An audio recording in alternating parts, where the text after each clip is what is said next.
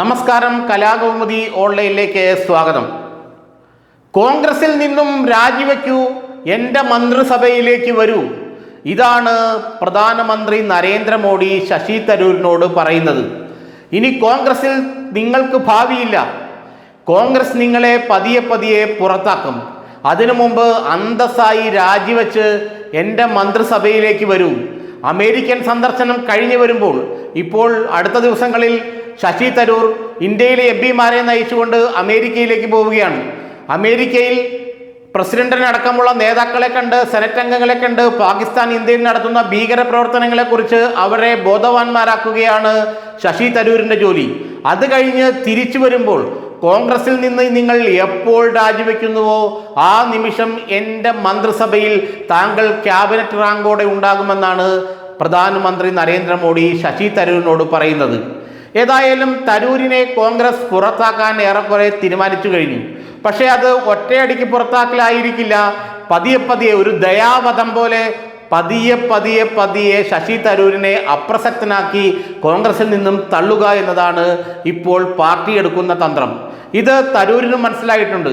എവിടം വരെ പോകുമെന്ന് നോക്കട്ടെ എന്നതാണ് തരൂരിൻ്റെ കളി. എവിടം വരെ പോയാലും കേരളത്തിൽ തരൂരിനെ പാർട്ടിയിൽ സൈഡ് ലൈൻ ചെയ്യുന്നത്, ഒതുക്കുന്നത് കേരളത്തിൽ അതൊരു വിഷയമായി മാറുമെന്നും കോൺഗ്രസിനെ പിന്തുണയ്ക്കുന്ന മധ്യവർത്തി സമൂഹം, ഇടത്തരക്കാർ, വിദ്യാസമ്പന്നർ, ബുദ്ധിജീവികൾ ഇവരെല്ലാം കോൺഗ്രസിനെതിരെ തിരിയുമെന്നുമാണ് ശശി തരൂർ കണക്ക് കൂട്ടുന്നത്. അതിൽ ചെറിയൊരു യാഥാർത്ഥ്യവുമുണ്ട്. കാരണം കേരളത്തിലെ മധ്യവർത്തി സമൂഹത്തിനിടയിൽ, മിഡിൽ ക്ലാസ്സിനിടയിൽ, വിദ്യാസമ്പന്നർക്കിടയിൽ, ബുദ്ധിജീവികൾക്കിടയിൽ തരൂരിന് നല്ല സ്വാധീനമുണ്ട്. ഇതും BJP മനസ്സിലാക്കുന്നുണ്ട്. തരൂരിനെ കൂടി കേരളത്തിൽ പരീക്ഷിച്ചാൽ എങ്ങനെയായിരിക്കും ഉണ്ടാവുക, അല്ലെങ്കിൽ എന്തായിരിക്കും അതിൻ്റെ ഫലം എന്ന് മനസ്സിലാക്കാനുള്ള ഒരു തന്ത്രം കൂടിയാണ് ഇപ്പോൾ നരേന്ദ്രമോദിയുടെ തരൂർ സ്നേഹം. തരൂരിനെ ഏതായാലും മികച്ച പദവി നൽകി ക്യാബിനറ്റിലേക്ക് എടുക്കുകയോ അല്ലെങ്കിൽ ക്യാബിനറ്റ് റാങ്കോടെ വിദേശകാര്യ വകുപ്പിൽ ഒരു ഉന്നത പദവി നൽകുകയോ ചെയ്യാമെന്നാണ് ഇപ്പോൾ നരേന്ദ്രമോദി തരൂരിനെ അറിയിച്ചിരിക്കുന്നത്. ഇനി കോൺഗ്രസിൽ നിന്ന് രാജിവെക്കാനും MP സ്ഥാനം ഉപേക്ഷിക്കാനും താല്പര്യമില്ലെങ്കിൽ ഒരു ഓണററി പദവി പോലെ വിദേശകാര്യ വകുപ്പിൻ്റെ ചുമതലയുള്ള, അല്ലെങ്കിൽ എല്ലാ അംബാസഡർമാരായും ആശയവിനിമയം നടത്താൻ കഴിയുന്ന ഏതാണ്ട് ജയശങ്കറിന് തുല്യമായ ഒരു പദവി ക്യാബിനറ്റ് റാങ്കോടെ ശശി തരൂരിന് നൽകാമെന്നും, ഓണററി പദവി ആയതുകൊണ്ട് തരൂരിന് പാർട്ടിയിൽ നിന്ന് രാജിവെക്കേണ്ട അല്ലെങ്കിൽ MP സ്ഥാനം രാജിവെക്കേണ്ട ആവശ്യവും ഉണ്ടാകില്ലെന്നാണ് BJP വൃത്തങ്ങൾ തരൂരിനെ അറിയിച്ചിരിക്കുന്നത്. ഏതായാലും തരൂരിനെ BJP എടുക്കാൻ തീരുമാനിച്ചു കഴിഞ്ഞു.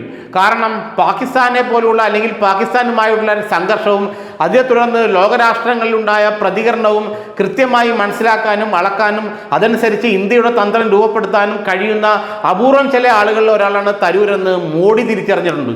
അതുകൊണ്ട് കോൺഗ്രസിനുള്ളിൽ തരൂരിനെ നിർത്തുന്നതിനേക്കാൾ നല്ലത് അവിടെ നിന്ന് ചാടിച്ച് BJPക്കൊപ്പം നിർത്തിയാൽ ലോകതലത്തിൽ, അന്തർദേശീയ തലത്തിൽ, അന്താരാഷ്ട്ര തലത്തിൽ ഇന്ത്യയുടെയും മോദിയുടെയും മുഖം മിനുക്കലിന് അത് കൂടുതൽ ഉപകരിക്കുമെന്നാണ്.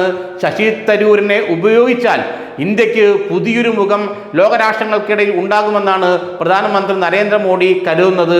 അതുകൊണ്ട് കോൺഗ്രസിൽ നിന്നും രാജിവെച്ച് പുറത്തിറങ്ങൂ, ഞാൻ ഏറ്റു ബാക്കി കാര്യം എന്ന വാഗ്ദാനമാണ്, നിർദ്ദേശമാണ് ഇപ്പോൾ തരൂരിന് മോദി നൽകിയിരിക്കുന്നത്.